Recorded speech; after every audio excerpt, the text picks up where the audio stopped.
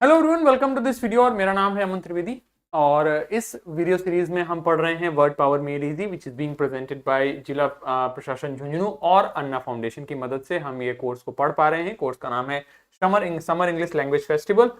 तो इस कोर्स में हमने अब तक वर्ड पावर मेड इजी के सेशन 7 और 8 तक हमने पढ़ लिया है। हम आज सेशन नंबर 9 की बात करेंगे। और आप लोगों को अगर किताबें मिल गई हैं तो आप लोग अपनी किताब को थोड़ा बहुत खोलना शुरू करिए और देखिए क्या जो हमने पढ़ा है क्लास में क्या वो आपके उस किताब में है और क्या आप उसे पढ़ पा रहे हैं। और अगर आप तक अभी तक आप क्लास में रेगुलर हैं, दैट मीन्स आप लोग आपको चीजें समझ में आ रही हैं, आप लोगों को बेहतर क्लैरिटी हो रही है, आप लोगों को चीजें समझ में कुछ ना कुछ आ रहा है। ठीक है, तो इसी प्रकार हम अपने क्लासेस को कंटिन्यू करते हैं और हम आगे की बात को आगे बढ़ाते हैं। ठीक, तो हम बात कर रहे हैं वेरियस प्रैक्टिशनर्स के बारे में। लास्ट वर्ड जो हमने पढ़ा था वो पढ़ा था हमने ऑस्टियोपैथी। वर्ड लिखा है आपका ये ऑस्टियो, वर्ड हमने लिखा हुआ है ऑस्टियो।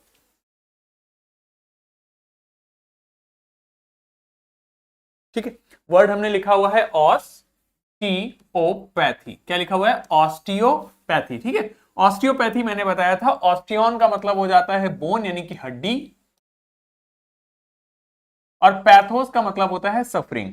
तो ऑस्टियोपैथी एक प्रकार का ट्रीटमेंट हो गया जो कि हड्डियों को प्रेशर देकर आपको ठीक किया जाता है, तो वो ऑस्टियोपैथी हो गया। कई बार आपके अपने गांव मोहल्ले में अगर आप देखोगे तो कुछ ऐसे एक्सपर्ट्स होते थे, मतलब कोई प्रॉपर एक्सपर्ट नहीं होते थे, बट कुछ ऐसे बाबा दादा लोग होते थे कि जैसे आपकी ये हड्डी यहां से उतर गई तो कई बार वो इस तरीके से उसको प्रेशर देके ऐसे करके चढ़ा देते थे कस के।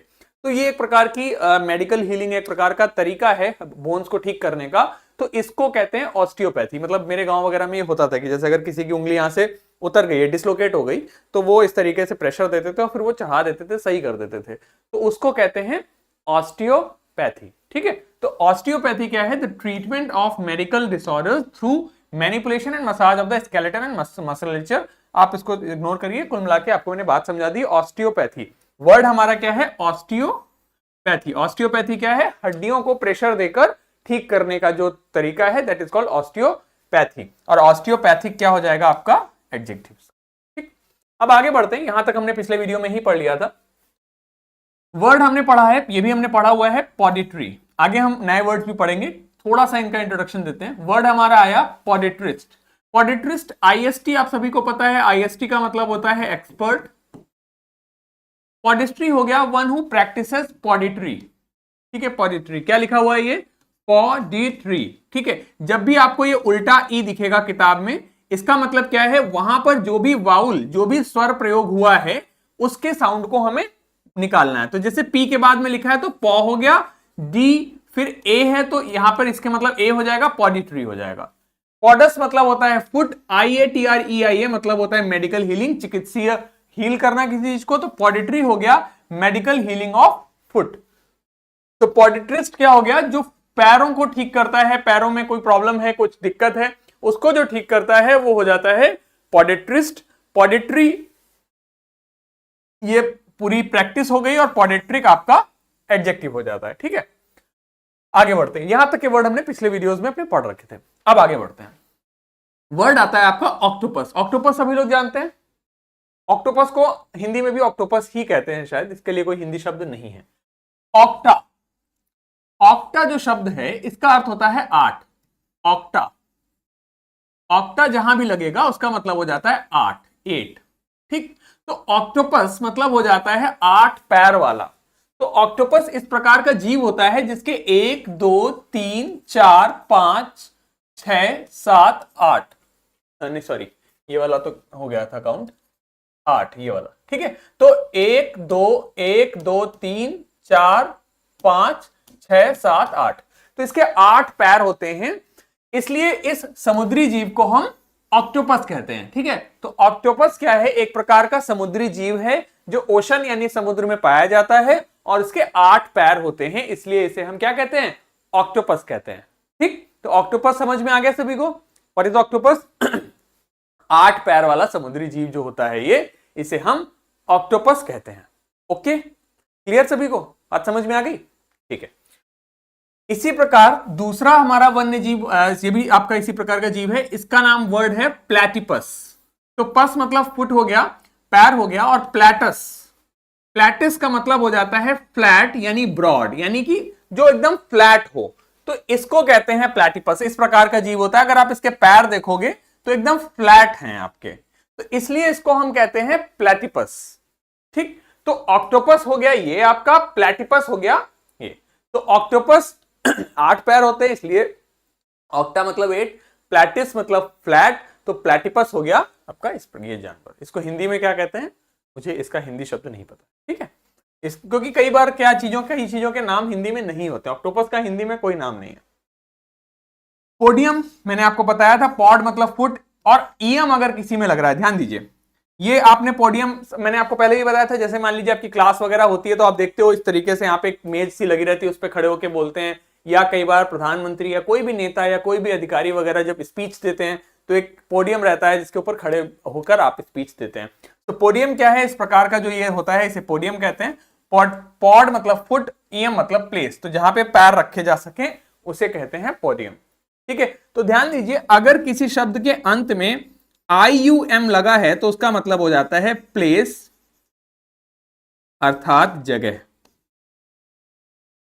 ठीक है, ये चीज कैल्शियम वगैरह, कैल्शियम मैग्नीशियम में लागू नहीं होता है। ठीक है, कैल्शियम मैग्नीशियम में ये वाला रूल लागू नहीं होता है। कैल्शियम मैग्नीशियम वो एक अलग आपके, वो तो एलिमेंट्स के नेम हो गए, वो अलग चीज है। बट अगर सामान्यतया किसी शब्द के अंत में IEM लगता है तो उसका अर्थ हो जाता है प्लेस, अर्थात जगह। ठीक है, तो अब देखो जरा शब्द देखते हैं हम लोग। ईएम मतलब क्या हो गया, जगह। तो वर्ड आया हमारा ऑडिटोरियम। क्या है, वर्ड हमारा है ऑडिटोरियम। तो ऑडिटोरियस, ये इसका रूट वर्ड है हमारा ऑडिटोरियस। इसका ऑडिटोरियम, ऑडिटो का, ऑडिटोरियस का रूट वर्ड क्या है मेरा, रिलेटेड टू हियरिंग, यानी सुनने से संबंधित। यह है सुनना। ठीक है, और ईएम मतलब जगह। तो ऑडिटोरियम वह जगह हो गई जहां पे बैठ के सुना जाता है।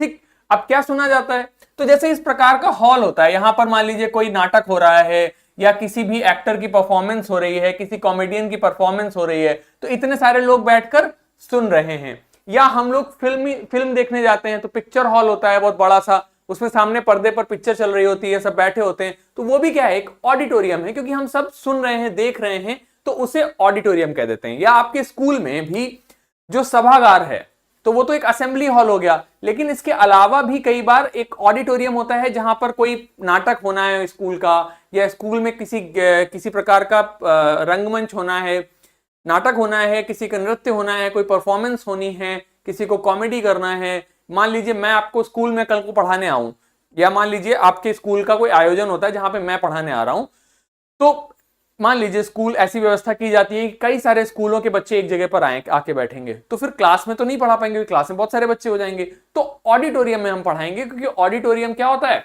ऑडिटोरियस, ऑडिटोरियस मतलब होता है सुनने से संबंधित, तो ऑडिटोरियस हो गया सुनने से संबंधित, और ईएम मतलब होता है जगह। तो ऑडिटोरियम क्या हो जाता है, वह जगह जहां पर इस प्रकार से व्यवस्था की जाती है। ठीक, बात समझ में आ गई, ऑडिटोरियम सबको समझ में आ गया, क्लियर है। चलो, इसी प्रकार वर्ड होता है हमारा स्टेडियम। तो स्टेडिया मतलब होता है फुट यानी पैर। तो स्टेडियम क्या होता है, स्टेडियम आप सभी लोग पता है, क्रिकेट मैच होता है कहां होता है, स्टेडियम में होता है। आप लोग खेलने जाते हो, कहां खेलने जाते हो, स्टेडियम। तो स्टेडियम में बीच में मैदान होता है और चारों तरफ लोग खड़े रहते हैं या लोग देखते हैं कोई भी cricket match, football match, badminton match, कोई भी मैच एंजॉय करते हैं, तो वो हो जाता है स्टेडियम हमारा। ठीक, देखो IEM लग रहा है तो मतलब होता जा रहा है जगह। इसी प्रकार वर्ड आ जाता है हमारा जिम्नेशियम। तो ईएम मतलब हो गया जगह, और जिम्नेस मतलब हो गया जिम्नास्टिक्स, जहां की जा रही है। तो जहां पे जिम्नास्टिक्स की जा रही है, कसरत की जा रही है, उस जगह को हम क्या कह देते हैं, जिम्नेशियम। तो जिम्नेशियम क्या होता है, जिमखाना, या फिर जहां पर आप कसरत करते हैं, या आपके आसपास हम लोग पूछे ना जिम कहां पर है, तो जिम में क्या होता है, वर्कआउट होता है, आप वजन उठाते हो, आप कुछ भी किसी भी प्रकार की एक्सरसाइज करते हो, तो उसे हम क्या कह देते हैं, जिम्नेशियम कह देते हैं। तो पहला वर्ड हमारा क्या हुआ, ऑडिटोरियम। वर्ड हमारा क्या हुआ, ऑडिटोरियम, ऑडिटोरियम, ऑडिटोरियम। तो ऑडी मतलब सुनने से संबंधित। इसी से देखो वर्ड बनता है हमारा ऑडिबल। तो जैसे मैं आपको जब ये पढ़ा रहा हूं तो मैं बोलूं am I audible, am I audible, मतलब क्या मेरी आवाज आपको सुनाई दे रही है? तो ऑडिबल मतलब सुनने से संबंधित हो गया। ठीक है, ठीक है, तो ऑडिबल मतलब सुनने से संबंधित हो गया। अमेजोन का एक प्लेटफॉर्म भी है ऑडिबल नाम से, जहां पे वो ऑडियो बुक्स बेचते हैं, किताबों का ऑडियो वर्जन बेच देते हैं, तो ऑडिबल हो गया।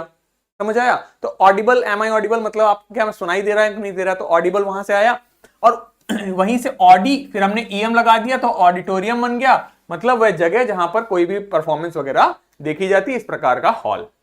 ठीक, इसी तरीके से वर्ड हुआ हमारा स्टेडियम। स्टेडियम में हुआ स्टेडियम मतलब फुट, तो जहां पे लोग खड़े होकर या बैठकर मैच देखते हैं, क्रिकेट मैच वगैरह एंजॉय करते हैं, उसे स्टेडियम कहते हैं। नरेंद्र मोदी स्टेडियम, इकाना स्टेडियम, आपका वानखेड़े स्टेडियम, बहुत सारे स्टेडियम, हमारे चेपॉक स्टेडियम, आप लोग मैच देखते ही हो, तो जिसमें मैच हो रहा है वो स्टेडियम। फिर आया जिम्नेशियम, इसको क्या बोलेंगे? जिम्नेशियम। जिम्नेशियम, जिम्नेशियम मतलब जहां पर आप जिम करते हो, जहां पर एक्सरसाइज करते हो, जहां पर आप कसरत करते हो, जहां पे जिम्नास्टिक्स परफॉर्म की जाती है। ठीक, इसी प्रकार वर्ड हुआ हमारा एक्वेरियम। तो एक्वा मतलब होता है हमेशा वाटर। जैसे फिल्म में हमारी जो सुपर हीरोज की फिल्म आती है, एक एक्वामैन है, तो एक्वामैन पानी से निकल कर आता है। तो जहां, या आपने देखा पानी के लिए हम लोग कई बार शुद्ध पानी के आरओ लगवाते हैं, क्या कई बार उसको क्या बोलते हैं, उसका नाम होता है एक्वा गार्ड। तो एक्वा मतलब हमेशा होता है पानी, गार्ड मतलब सुरक्षा करे, तो जो पानी की सुरक्षा करे, इसलिए उन्होंने उस कंपनी का नाम रख दिया एक्वा गार्ड। तो एक्वेरियम क्या हो गया? एक्वा मतलब वाटर यानी पानी, एक्वा मतलब वाटर अर्थात पानी, और एक्वेरियम क्या हो गया? जहां पर पानी में इस प्रकार से हम फिश वगैरह को रखते हैं। तो एक्वेरियम कई बार आपने देखे होंगे, कुछ लोगों के घरों में होते हैं, कुछ जगहों पे होते हैं, जिसमें आप एक प्रकार का एक पॉन्ड रहता है, एक छोटा सा कांच का एक बॉक्स रहता है, जिसमें पानी भरते हैं, लाइट वाइट सुंदर सी लगाते हैं, और उसमें इस प्रकार से मछलियां तैर रही होती हैं, तो उसे हम क्या कहते हैं? एक्वेरियम। ठीक है, तो एक्वेरियम क्या हो जाता है? जिसमें इस प्रकार से मछलियां रखी जाती हैं। ये छोटा सा बाउल भी हो सकता है, एक बड़ा सा बॉक्स भी हो सकता है, बहुत बड़ा बॉक्स भी हो सकता है, कितना भी, इस तरीके से उसमें मछलियां तैरती हैं। ठीक है, इसी प्रकार वर्ड होता है हमारा म्यूजियम। म्यूजियम क्या होता है? म्यूजियम को हिंदी में कहते हैं संग्रहालय, मतलब जहां पर संग्रहित करके चीजों को रखा जाता है, इसे क्या पढ़ेंगे? म्यूजियम। म्यूजियम, म्यूजियम, म्यूजियम मतलब होता है संग्रहालय, जहां पे जैसे नेहरू जी, पंडित नेहरू का म्यूजियम, जहां पे उनसे संबंधित चीजों को रखा गया है, या महाराणा प्रताप का म्यूजियम, जहां पे उनसे संबंधित चीजों को रखा गया है। तो म्यूजियम हो जाता है जहां पे कुछ पुरानी चीजों को, किसी भी प्रकार का संग्रहालय बनाया जाता है, किसी भी चीज से संबंधित वहां पे उन चीजों को रख देते हैं, तो उसे हम कह देते हैं म्यूजियम। ठीक है, बात समझ आई? क्लियर? ठीक है, तो ऑडिटोरियम पता चल गया, स्टेडियम पता है, जिम्नेशियम पता है, एक्वेरियम पता है, और आपको म्यूजियम भी पता है। अब इसी प्रकार आता है, ये क्या लिखा हुआ है? प्लैनेटेरियम। तो ईयम मतलब हो गया आपका जगह, और प्लैनेट मतलब क्या होता है? प्लैनेट मतलब होता है ग्रह। प्लैनेट मतलब क्या होता है? ग्रह। जैसे हम लोग किस प्लैनेट पे रहते हैं? हम लोग धरती पर रहते हैं, तो हम लोग अर्थ पे रहते हैं, तो प्लैनेट मतलब हो गया ग्रह। प्लैनेट का मतलब क्या होता है? ग्रह। ठीक है, तो ईयम मतलब जहां पे रहते हैं। तो प्लैनेटेरियम क्या है? इस प्रकार से एक मॉडल बना दिया गया है, जहां पे चारों तरफ आपको प्लैनेट्स, नक्षत्र, कौन सा ग्रह है, इस प्रकार से, जैसे म्यूजियम है, म्यूजियम में क्या होता है भाई? महाराणा प्रताप के म्यूजियम में जाएंगे तो उनसे संबंधित वस्तुएं रखी होंगी, उनका भाला रखा होगा, उनका ड्रेस रखा होगा, उनका मुकुट रखा होगा, इस प्रकार की चीजें म्यूजियम में हो गई। प्लैनेटेरियम में प्लैनेट के मॉडल बना बना के रख दिए जाएंगे कि ये अर्थ है, ये सूर्य है, ये बुध है, ये मरकरी है, ये बृहस्पति है, इस प्रकार उन्हें रखा गया, तो उसे हम कह देते हैं प्लैनेटेरियम। ठीक है, इसी प्रकार वर्ड हो जाता है हमारा सोलरियम। तो सोलर वर्ड जहां पर भी आएगा उसका अर्थ हो जाएगा हमेशा सूर्य, और ईएम मतलब जगह। तो सोलरियम क्या हो जाता है? इस प्रकार का, जैसे ये घर है, तो इसमें क्या है? आप देखो ऊपर ग्लास का पूरा है, यहां पर इधर भी ग्लास लगा हुआ है, तो इससे क्या है? खूब सारी रोशनी आ रही है यहां पर। तो सोलेरियम क्या हो जाता है? एक ऐसा जगह जो कि ग्लास एनक्लोज्ड पोर्च या फिर रूम है, कोई ऐसी जगह जो कि चारों तरफ ग्लास से कवर्ड है, और खूब सारी सूर्य की रोशनी वहां इकट्ठी होती है आकर, तो उसे हम कह देते हैं सोलेरियम। ठीक है, इसी प्रकार वर्ड आता है हमारा एट्रियम। तो एट्रियम क्या हो जाता है? सेंट्रल रूम और स्पेस इन बिल्डिंग। जैसे ये आपका देखिए, इस बिल्डिंग में इधर भी कमरे हैं, इधर भी कमरे हैं, बीच में ये हॉल है, तो कई बार जैसे आप बिल्डिंग में घुसो, बीच में हॉल होता है, इधर भी बिल्डिंग इधर भी बिल्डिंग है, तो जो बीच की जगह है उसे हम क्या कह देते हैं? उसे हम कह देते हैं एट्रियम। ठीक है, उसे कह देते हैं एट्रियम। तो atrium is a central room और स्पेस इन बिल्डिंग। तो एक बिल्डिंग में जो बीच का ये स्पेस हो जाता है इसे हम एट्रियम कह देते हैं। ठीक है, सो एट्रियम क्लियर हो गया। ठीक है, एट्रियम मतलब हो गया, मतलब हो जाता है बिल्डिंग में इस प्रकार की जगह। एट्रियम का मतलब ही होता है एंट्री हॉल। अगला देखो वर्ड है हमारा क्रीमेटोरियम। इसको पढ़ेंगे CRE, क्रीमेटोरियम। इसको तो पढ़ देंगे टोरियम, ये हो गया क्रीमेटोरियम। क्रीमेटोरियम क्या पढ़ेंगे इसको? क्रीमेटोरियम। इसको यहां से यहां तक पढ़िए पहले।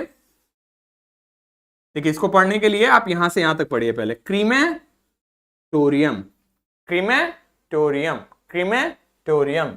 Planetarium, planetarium, planetarium, planetarium, solarium, atrium. ठीक इसी प्रकार क्रीमेटोरियम। तो क्रीमेटोरियम में वर्ड आता है हमारा क्रीमेट से। क्रीमेट करने का मतलब होता है किसी का दाह संस्कार करना। ठीक है, जैसे उनको उनका क्रीमेशन कर दिया गया। क्रीमेट करना, क्रीमेट करना is a verb. Cremation noun है हमारा। वर्ब का मतलब हो गया कि ये एक्शन है, ये कार्य किया गया है। तो क्रीमेट करना मतलब किसी को दाह संस्कार करना।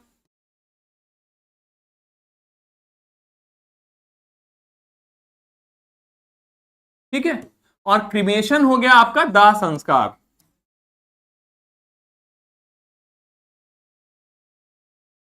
ठीक है, तो क्रीमेट करना किसी का दाह संस्कार करना, और क्रीमेटोरियम हो गया दाह संस्कार। तो उसी से वर्ड आया हमारा क्रीमेटोरियम। क्रीमेशन हो गया दाह संस्कार, सॉरी, क्रीमेशन हो गया दाह संस्कार। तो वर्ड आया क्रीमेटोरियम, ईएम मतलब जगह। तो वह जगह जहां पर दाह संस्कार किया जाता है उसे क्या कहते हैं? शमशान। ठीक है, तो शमशान गृह सबको पता है, जहां पर डेड बॉडीज का दाह संस्कार किया जाता है, जहां पर डेड बॉडीज को जलाया जाता है, उसे कहते हैं हम क्रीमेटोरियम। ठीक है, क्लियर है? बात समझ में आई सभी को? ठीक, तो क्रीमेटोरियम क्या हो जाता है? जहां पर दाह संस्कार किया जाता है उसे हम कहते हैं क्रीमेटोरियम। ठीक, क्लियर? तो हमने वर्ड पढ़े ऑडिटोरियम, जहां पर जनता ऑडियंस बैठ के देखती है प्रोग्राम। स्टेडियम, क्रिकेट मैच वगैरह देखते हो। जिम्नेशियम, आप एक्सरसाइज करते हो। एक्वेरियम, मछली जिसमें रहती हैं। म्यूजियम, संग्रहालय। प्लैनेटेरियम, प्लैनेट्स का मॉडल बना देते हैं। सोलेरियम, जहां पर सूर्य की खूब सारी धूप आती है। एट्रियम, सेंट्रल रूम, एक बिल्डिंग के बीच में दोनों तरफ बिल्डिंग्स हैं आपकी, इस प्रकार से, इसे एट्रियम कह देते हैं। और क्रीमेटोरियम शमशान गृह। ठीक, क्लियर? आगे के वर्ड देखिए, बहुत इंपॉर्टेंट है।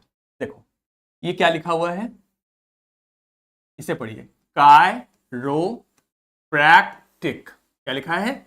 कायरोप्रैक्टिक। जब भी आई के ऊपर आपको इस प्रकार से कैप लगी दिखेगी तो इसका प्रोनाउंसिएशन आई होगा, और जब कोई कैप नहीं लगी दिखेगी तो उसका प्रोनाउंसिएशन ई होगा। ठीक, तो ये हो गया कायरोप्रैक्टिक। क्या हो गया? कायरोप्रैक्टिक। क्या वर्ड हुआ?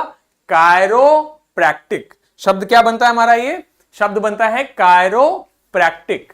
ठीक, कायरोप्रैक्टिक शब्द बन रहा है हमारा। इसमें वर्ड है हमारा कायर। कायर का मतलब होता है हैंड अर्थात हाथ। ठीक, तो इसका जो रूट वर्ड है वो हुआ कायर मतलब हाथ। ठीक, इसी से वर्ड बनता है हमारा कायरोप्रैक्टर। शब्द क्या बना? कायरोप्रैक्टर। प्रैक्टर, ओ आर लगता है किसी के अंत में तो क्या बनता है? Common noun. ठीक, प्रैक्टिस, प्रैक्टिस करना मतलब किसी चीज का अभ्यास करना, आप जो कर रहे हो, हम लोग प्रैक्टिशनर्स के बारे में पढ़ ही रहे हैं। कायरो मतलब हाथ, यानी कि हाथों के प्रयोग से किसी की बीमारियों को ठीक करता है, वो हो जाता है कायरोप्रैक्टर। और कायरोप्रैक्टिक क्या हुआ? जो कायरोप्रैक्टिक, इसी को कह देंगे, मतलब इसी का एक तरीके से एडजेक्टिव हो जाएगा। ठीक है, तो कायरोप्रैक्टर जो व्यक्ति मेडिकल हीलिंग करता है अपने हाथों की मदद से।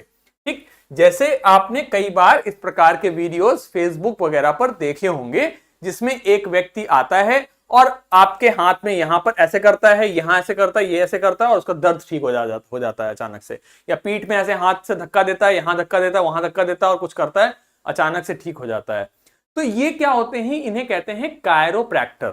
कायरोप्रैक्टर आपके हाथ के बॉडी को मसाज करके या बॉडी में कहीं पे प्रेशर पॉइंट्स को प्रेस करके इस प्रकार से आपके इलाज करते हैं, तो इन्हें कायरोप्रैक्टर कहते हैं। ठीक है, एक अंग्रेजी वेब सीरीज है 2.5 मैन, अगर आप में से शायद किसी ने देखी हो। एक वेब सीरीज है अंग्रेजी 2.5 मैन।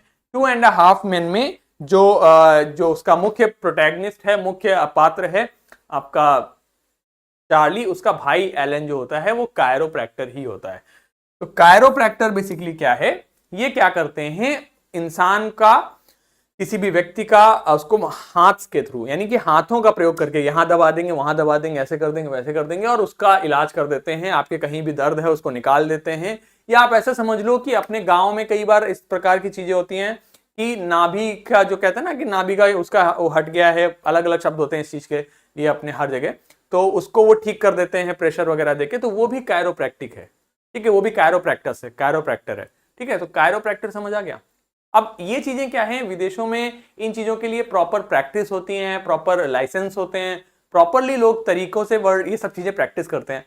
हमारे यहाँ थोड़ा सा अनऑर्गेनाइज तरीके से और इस तरीके से करते हैं, तो उसके लिए आपको एक प्रॉपर एक शब्द नहीं मिल पाते हैं। तो यहां पर हो जाता है हमारा कायरोप्रैक्टर। ठीक है, कायरोप्रैक्टर समझ आ गया। ठीक, अब अगला वर्ड देखो, हमने आपको बताया था, मैंने आपको एक रूट वर्ड बताया था ग्राफी। मैंने आपको एक रूट वर्ड बताया था ग्राफी, बताया था, और ग्राफी का मतलब बताया था लिखना। मैंने आपको शब्द पढ़ाए थे, कैलीग्राफी, कैकोग्राफी, कार्टोग्राफी, लेक्सिकोग्राफी, ये सारे शब्द मैंने आपको करवाए हैं।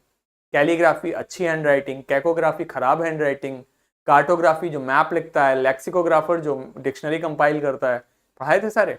तो ग्राफी का मतलब होता है लिखना। ठीक, और शब्द है हमारा, क्या लिखा है देखो, काय, देखो ई आई के ऊपर कैप लगा है तो हम इसे आय पढ़ देंगे, तो ये हो गया काय रो ग्रा, कायरोग्राफर, क्योंकि उल्टा ई बना है, जहां जहां पे उल्टा ई बना है वहां वहां पे आप वो देख लो वाउल कौन कौन सा है, ए है ई है, तो क्या हो गया कायरोग्राफर। क्या हुआ, कायरोग्राफर। ठीक, देखो कायरोग्राफर, कायरोग्राफर क्या हो जाता है, a person skilled in hand writing और कैलीग्राफी। कैलीग्राफी मतलब अच्छी हैंड राइटिंग, तो कायरोग्राफर कौन हो गया, जो खूबसूरत हैंड राइटिंग में लिखता है, जिसकी हैंड राइटिंग अच्छी होती है, जो अच्छी हैंडराइटिंग में चीजों को लिखता है, उसे हम क्या कह देते हैं, कायरोग्राफर। कायरोग्राफर क्या है, कायरोग्राफर जो अच्छी हैंडराइटिंग, खूबसूरत हैंडराइटिंग में लिखता है, क्योंकि कायरो मतलब हैंड, ग्राफी मतलब लिखना, हाथ से जो अच्छा अच्छा लिखे वो कायरोग्राफर। इसी प्रकार इसी के लिए आ गया कायरोग्राफी, तो अच्छे से लिखने के लिए आ गया कायरोग्राफी। ठीक, उसी के लिए शब्द बन गया। कायर मतलब हैंड, ग्राफ मतलब लिखना, तो कायरोग्राफी, कायरोग्राफी मतलब स्पेशली अच्छे से हैंडराइटिंग लिखना, कैरोग्राफिक इसी का एडजेक्टिव हो जाएगा। ठीक, अब देखिए आपको ग्राफ शब्द हमने पढ़ा, इसी में अगर हम, आप सभी को मैंने बताए हैं कुछ रूट वर्ड, आप लोगों को बताइए लॉजी का मतलब क्या होता है और आईएसटी का मतलब क्या होता है और ग्राफी का मतलब क्या होता है। देखो ग्राफी मतलब हो गया लिखना, ठीक, लॉजी का मतलब मैंने आपको बताया है स्टडी यानी पढ़ाई, और आईएसटी मतलब एक्सपर्ट। इसका मतलब क्या निकलता है, लिखा है ग्राफोलॉजिस्ट, मतलब क्या बना, ग्राफ मतलब लिखना, यहां हो गया पढ़ाई, और आईएसटी मतलब एक्सपर्ट। तो ग्राफोलॉजिस्ट क्या हुआ, जो आपकी लिखावट को की पढ़ाई करे, जो आपकी लिखावट की पढ़ाई करने में एक्सपर्ट हो। यानी कि कहते हैं ना कि मैं आदमी का चेहरा देख के उसको पढ़ लेता हूं, तो जब आप ये कह रहे हो कि मैं उसका चेहरा देख के पढ़ लेता हूं, तो उसका मतलब क्या है, आप उसके चेहरे पर लिखा नहीं पढ़ लेते हो, आप उसको पढ़ लेते हो का मतलब हुआ आप उसके व्यक्तित्व को पढ़ लेते हो, आप समझ जाते हो कि वो व्यक्ति कैसा है। आप आदमी का चेहरा देख के ये बता देते हो कि आदमी कैसा है, अच्छा है, बुरा है, इसके मन में क्या है, इंटेंशंस क्या है। ठीक, यही कहना चाहते हो ना जब आप ये कहते हो कि हमने तो फलाने को देख के ही पढ़ लिया था, मतलब आपने उसको देख के अंदाजा लगा लिया था कि वो क्या चाहता है। करेक्ट। तो ग्राफोलॉजिस्ट मतलब क्या हुआ, जो आपकी लिखावट की पढ़ाई करे। मतलब कई बार इस प्रकार के भी कुछ हमारे फॉर्चून टेलर होते हैं, भविष्य बताने वाले होते हैं, जो आपकी हैंडराइटिंग की मदद से यह बता देते हैं कि आपकी पर्सनैलिटी कैसी होगी। तो ये भी एक प्रॉपर तरीका है, जैसे लोग हाथ देख के फ्यूचर बताते हैं, कुंडली देख के फ्यूचर बताते हैं, उसी प्रकार कुछ लोग आपकी हैंडराइटिंग को देखकर भी आपका भविष्य बताते हैं, या आपकी पर्सनैलिटी ट्रेट्स एटलीस्ट बताते हैं कि आप किस प्रकार के व्यक्ति हैं। ठीक है, तो उसे क्या कहते हैं, ग्राफोलॉजिस्ट। यानी कि जो आपकी हैंडराइटिंग को देखकर, आपके सिग्नेचर को देखकर, कई बार लोग सिग्नेचर देख के भी बता देते हैं कि फलाना व्यक्ति कैसा है, तो कई बार लोगों के सिग्नेचर देखकर, हैंडराइटिंग देखकर जो भविष्य बताए, जो व्यक्ति की पर्सनैलिटी को बताए, उसे कहते हैं ग्राफोलॉजिस्ट। ठीक है, क्या कहते हैं उसे, ग्राफोलॉजिस्ट। क्या बोलेंगे, ग्राफोलॉजिस्ट। तो ग्राफोलॉजिस्ट क्या हुआ, वह व्यक्ति जो किसी की लिखावट को देखकर भविष्य बताए, उसे कहते हैं ग्राफोलॉजिस्ट। लिखावट देखकर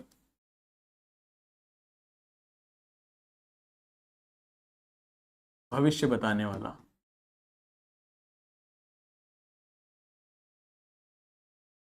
ठीक है, क्लियर है।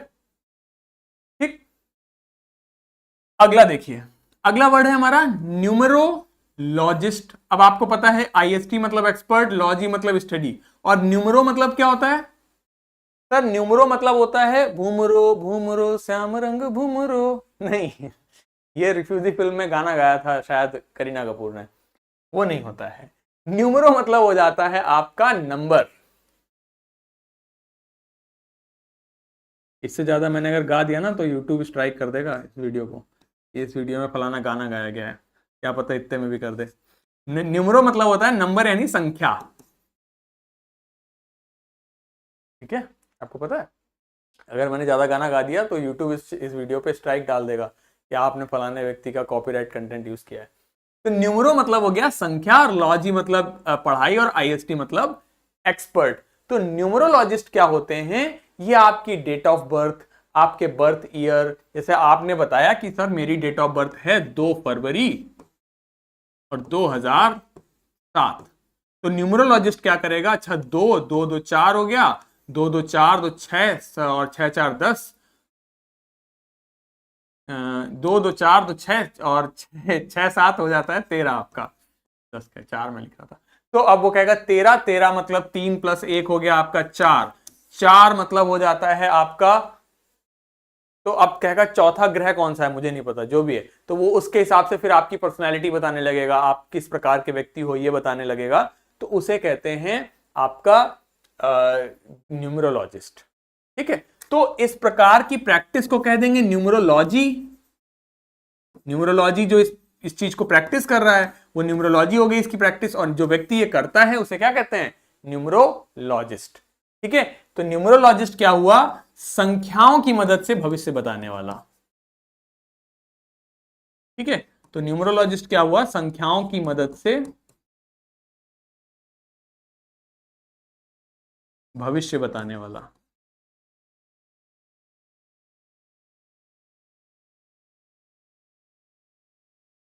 ठीक है, इसी प्रकार देखो वर्ड है हमारा एस्ट्रोलॉजर, और एस्ट्रोलॉजर किसकी प्रैक्टिस करेगा, एस्ट्रोलॉजी। क्या लिखा हुआ है ये, एस्ट्रोलॉजी। क्या लिखा है, एस्ट्रोलॉजी।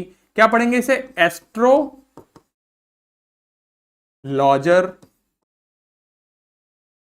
ठीक है, एस्ट्रोलॉजर।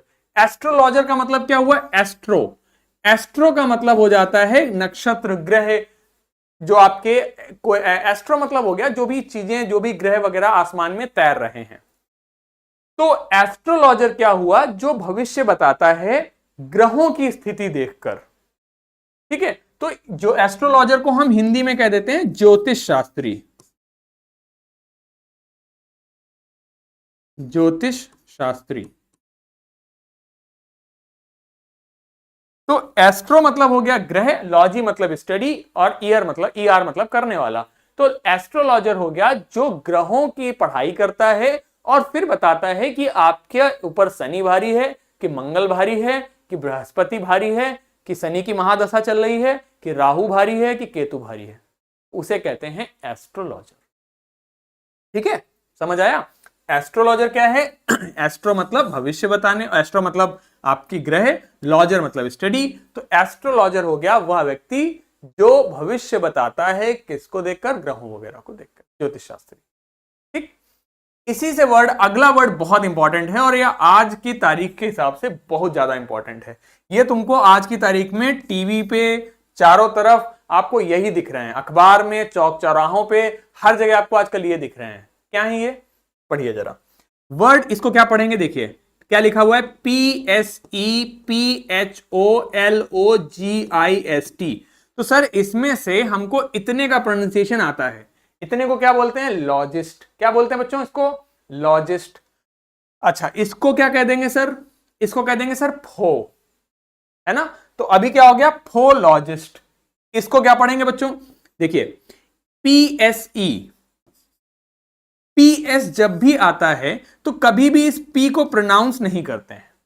जब भी P और S साथ में आते हैं तो हम P को नहीं बोलते हैं। अच्छा, आप P को नहीं बोलते हैं सर, तो ठीक है, नहीं बोलेंगे। अब बोलिए इसको क्या बोलेंगे सर? इसको बोलेंगे सेफोलॉजिस्ट। क्या बोलेंगे? सेफोलॉजिस्ट। क्या बोलेंगे? सेफोलॉजिस्ट। क्या बोलेंगे? मेरे साथ में बोलिए, सेफोलॉजिस्ट। क्या बोलेंगे इसको? सेफोलॉजिस्ट। क्या बोलेंगे बच्चों इसे? सेफोलॉजिस्ट। क्या बोलेंगे? मेरे साथ में बोलो इसे, सेफोलॉजिस्ट। बोलो मेरे साथ, सेफोलॉजिस्ट। क्या बोलेंगे? सेफोलॉजिस्ट। क्या बोलेंगे? सेफोलॉजिस्ट। सेफोलॉजिस्ट, या इसे हम पोलस्टर भी कहते हैं। ठीक, POLLSTER। मतलब क्या होता है? सेफो का मतलब हो जाता है वोट। सेफो का मतलब क्या हो जाता है? वोट। ठीक, सेफो का मतलब हो जाता है वोट। ठीक है, और अगर सेफो का मतलब हो गया वोट, तो लॉजी का मतलब आपको पता है स्टडी यानी पढ़ाई, और IST मतलब एक्सपर्ट। तो यानी कि जो वोटों की पढ़ाई करने में एक्सपर्ट हो उसे क्या कहते हैं? शेफोलॉजिस्ट या फिर पोलस्टर। ठीक है, डबल L लगाते हैं, बोलेंगे एक ही बार, पोलस्टर। यानी कि ये हो जाता है चुनाव विशेषज्ञ। ठीक है, ये क्या हो जाता है बच्चों? ये हो जाता है चुनाव विशेषज्ञ। यानी कि जो आपको आजकल, आज और कल में जो आपको टीवी पे दिख रहे हैं ना, जो लोग बता रहे हैं कि फलानी पार्टी को इतनी सीटें, ढिमाकी पार्टी को इतनी सीटें, यहां इनको जीत सकते हैं, वहां वो हार सकते हैं, ये सब करने वाला कौन है? शेफोलॉजिस्ट। क्या हुआ? शेफोलॉजिस्ट। ठीक है, क्या बोलते हैं इसको? शेफोलॉजिस्ट। वेरी इंपॉर्टेंट वर्ड आज की तारीख में क्या है? शेफोलॉजिस्ट। ठीक, और अगला वर्ड देखिए, ये है, इसको बोलेंगे CLAIR, मतलब होता है क्लैर, VOYANT, क्लैरवॉयंट। इसे क्या कहते हैं? क्लैरवॉयंट। क्या होता है ये? क्लैरवॉयंट। क्या है? क्लैरवॉयंट। Claire, CLAIR, क्लैरवॉयंट। क्लैरवॉयंट हो जाता है त्रिकालदर्शी। क्लैरवॉयंट हम कहते हैं त्रिकालदर्शी को। ठीक है, क्लैरवॉयंट हम कहते हैं त्रिकालदर्शी को। तो ग्राफोलॉजिस्ट आपकी ग्राफोलॉजिस्ट लिखावट देखकर आपके भविष्य बताता है या पर्सनैलिटी बताता है। न्यूमरोलॉजिस्ट नंबर्स को देखकर भविष्य बताता है। एस्ट्रोलॉजर आपके ग्रहों की स्थिति देखकर भविष्य बताता है। शेफोलॉजिस्ट चुनाव में कौन जीत रहा है, कौन हार रहा है, ये बताता है। और क्लैरवॉयंट त्रिकालदर्शी हो जाता है। ठीक, इसी प्रकार अगला वर्ड आता है मैंसी। ये MANY लिखा है, इसको हटा के MANCY कर लीजिए। मैंसी, MANCY वर्ड हो जाता है हमारा MANCY। MANCY का मतलब होता है फोरटेलिंग या फिर प्रेडिक्शन, यानी कि भविष्य बताना। क्या हो जाता है? भविष्य बताने से संबंधित हो जाता है। ठीक है, तो मैंसी का मतलब हो गया भविष्य बताना। और कायरो का मतलब हो जाता है आपका हाथ। कायरो का मतलब हो जाता है हाथ। तो हाथ देखकर भविष्य बताने वाले को हम क्या कहते हैं? कायरोमैंसर। ER जब भी लगेगा तो वह शब्द हमारा कॉमन नाउन बन जाएगा, अर्थात वह व्यक्ति जो ये कार्य करता है। कायरोमैंटिक एडजेक्टिव है। कायरोमैंसी मतलब पामिस्ट्री। पामिस्ट्री मतलब पाम मतलब होता है हथेली। पाम मतलब हथेली, ISTRY लग गया मतलब एक्सपर्ट है जो, तो पामिस्ट्री हो गया आपका हस्तरेखा विज्ञान। केमिस्ट्री केमिकल्स की पढ़ाई, पामिस्ट्री पाम की पढ़ाई यानी हथेली की पढ़ाई। तो कायरोमैंसी या पामिस्ट्री मतलब होता है हस्तरेखा देखकर भविष्य बताने वाला। तो जो होते हैं ना, जो आपके हाथ को देखकर भविष्य बता देते हैं कि यहां पर फलानी रेखा जा रही है, तो ये सूर्य पर्वत पे जा रही है, यहां ये हो रहा है, वहां पे हो रहा है, ये सब चीजें जो बताता है, इसे हम कह देते हैं कायरोमैंसी। क्या कहते हैं इसे? कायरोमैंसी। तो कायरोमैंसी या कायरोमैंसर होता है वह व्यक्ति जो आपका हस्तरेखा देखकर भविष्य बताता है, वो कायरोमैंसर है। पामिस्ट्री मतलब हस्तरेखा विज्ञान या कायरोमैंसी कह देते हैं। ठीक, समझ आ गई बात? स्पेलिंग जरूर ध्यान देना। कायरो CHIR मतलब होता है हाथ, मैंसर मतलब होता है तो आपको भविष्य बता रहा है, तो कायरोमैंसर। ठीक, क्लियर है यहां तक बात? हमने इसी प्रकार ये सारे शब्द पढ़े हैं, एक बार इनको मेरे साथ में पढ़िए। क्या लिखा हुआ है? Paedodontist, paedodontia, paedodontic, periodontist, periodontia, periodontic. ये क्या लिखा है? Endodontist, endodontia, endodontic, exodontist, exodontia, exodontic, thermometer, barometer, barometric. ये वाला पढ़िए क्या लिखता है? Sphygmomanometer, sphygmomanometer. क्या हो जाता है? Sphygmo manometer. पीडो मतलब होता है बच्चों से संबंधित, डॉन्टिस्ट मतलब दांतों से, तो पीडोडोंटिस्ट हो गया जो दांतों, बच्चों के डॉक्टर, दांतों का एक्सपर्ट है। पेरियोडोंटिक मतलब पेरी मतलब चारों तरफ, ओडोंटोस मतलब दांत, तो पेरी दांत के चारों तरफ क्या होते हैं? गम्स, यानी कि जो मसूड़ों के लिए के इलाज करता है, वो पेरियोडोंटिस्ट हो गया। एंडो मतलब अंदर, ओडोंटोस मतलब दांत, IST मतलब एक्सपर्ट, तो दांत में जो मसाला भरने का काम है वो एंडोडोंटिस्ट करेगा। इसी प्रकार एक्सो मतलब बाहर, ओडोंटोस मतलब दांत, तो एक्सोडोंटिस्ट क्या हो गया? जो दांत को बाहर निकाल देगा। इसी प्रकार बाकी के शब्द हो जाते हैं। ठीक, इतनी बात याद है सबको? आगे देखो, ऑस्टियो मतलब हड्डी, पैथी मतलब आपका सफरिंग। तो ऑस्टियोपैथी हड्डियों में प्रेशर देकर या मसाज करके ठीक करने की होगी विधि, ऑस्टियोपैथिक। इसी प्रकार podiatry, podiatry, podiatric, octopus, platypus, podium, tripod, chiropodist, chiropody, chiropractics, chirography, chirographer, chirographic, chiromancy, chiromancer और कायरोमैंटिक। तो ऑस्टियोपैथी पता है आपको। पॉडिट्री हो गया पैरों को ठीक करना, क्योंकि पोडस मतलब होता है फीट। ठीक, इसी प्रकार पॉडिट्रिक, ऑक्टो मतलब होता है 8, तो 8 पैर वाला जानवर तो ऑक्टोपस। प्लेटिपस फ्लैट, प्लेटिस मतलब फ्लैट, तो प्लेटिपस हो गया फ्लैट फुट वाला जानवर। ट्राइपॉड मतलब होता है 3 पैर वाला, हमने पढ़ा है जिसपे कैमरा वगैरह टिकाते हैं, पिछले वीडियोस में देखा है। कायरो मतलब हाथ, पॉडिस्ट मतलब पैर, तो हाथों से जो पैरों को ठीक कर रहा है वो कायरोपॉडिस्ट हो गया। कायरोग्राफी, ग्राफी मतलब लिखना, कायरो मतलब हाथ से, यानी कि जो अच्छी हैंडराइटिंग करता है। ठीक, इसी प्रकार आ जाता है कायरोमैंसी, यानी कायरो मतलब हाथ, मैंसी मतलब भविष्य बताने वाला, तो जो हाथों का हाथ हस्तरेखा देखकर भविष्य बताता है। ठीक है, क्लियर? इनको एक बार अपने आप प्रोनाउंस करिए, जो लिखा हुआ है उसको पढ़िए और प्रोनाउंस करिए। पढ़ने का तरीका देखिए, ऑस्टियोपैथी,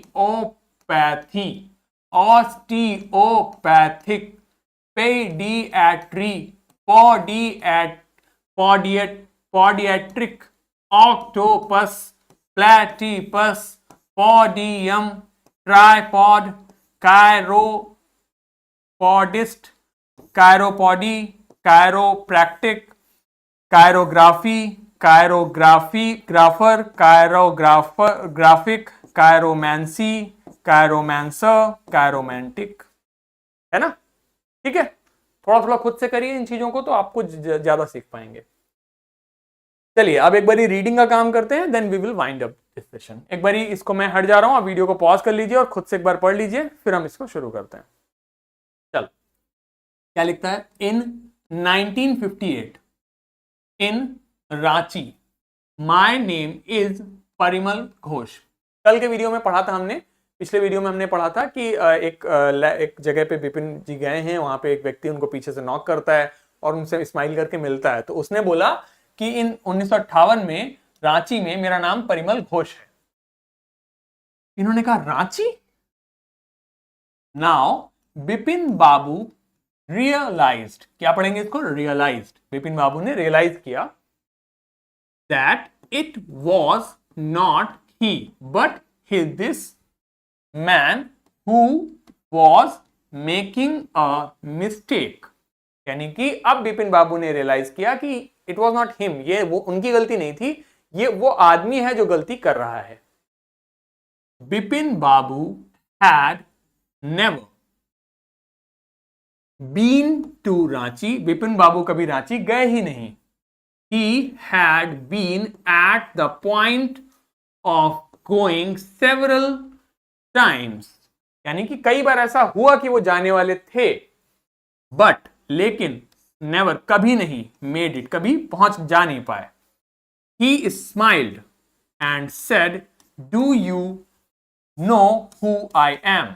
वो मुस्कुराया और उन्होंने कहा क्या तुम जानते हो कि मैं कौन हूं। The man raised मतलब उठाया, his eyebrows, उन्होंने अपनी आईब्रोज उठाई यानी कि भौहें उठाई। bite his tongue, अपनी जीभ दांत से दबाई, ठीक है, बाइट मतलब काटना, his tongue अपनी जीभ। and said, क्या कहा, do I know you, क्या मैं तुम्हें जानता हूं। who doesn't know Bipin Chaudhary, उसने अपनी जीभ दबाई कहा do I know you. Who doesn't know Bipin Babu, Bipin Chowdhury को कौन नहीं जानता है। बिपिन बाबू नाउ टर्न्ड, क्या लिखा है, towards the book shelf, Bipin Babu अब किताबों की तरफ मुड़ गए। एंड सेड, और कहा, still you are making a mistake, फिर भी आप गलती कर रहे हैं। वन ऑफन डज, अक्सर लोगों से हो जाती है। I have never been to Ranchi, मैं कभी रांची नहीं गया हूं। जब भी ये आई के साथ में वी लिखा दिखे तो आप इसे आई हैव पढ़ोगे, ठीक है। The man now laughed allowed, और अब वो व्यक्ति बहुत तेजी से हंस रहा था। ठीक, तो इस प्रकार आप लोग थोड़ी बहुत रीडिंग की प्रैक्टिस करते रहिए और आई होप जितना आपको पढ़ाया जा रहा है आपको समझ में आ रहा होगा। ठीक, और क्लास में जो भी पढ़ाया जाए उसके नोट्स वगैरह जरूर बनाया करिए, थिंग्स विल हेल्प यू। और आपने एक चीज देखी होगी कि अब आप वर्ड्स को ना तोड़ तोड़ के पढ़ना सीख रहे हो। आप अब उनके अर्थ को भले ना समझ पाओ लेकिन आप आइडिया लगा सकते हो कि इसका अर्थ क्या हो सकता है अगर आपको उस रूट वर्ड का मीनिंग पता है ना।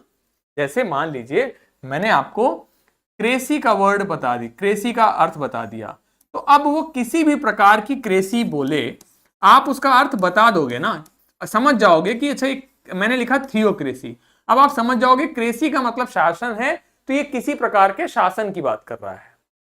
ठीक, थियो मतलब आस्था होना, मतलब प्रीस्ट का शासन यानी कि साधु संतों का शासन एक प्रकार से। ठीक है, so all right, we'll keep it till here for this video. We'll meet in the next video. Till then, take very good care of yourself. Have a very great day ahead. Thank you so much. Bye bye.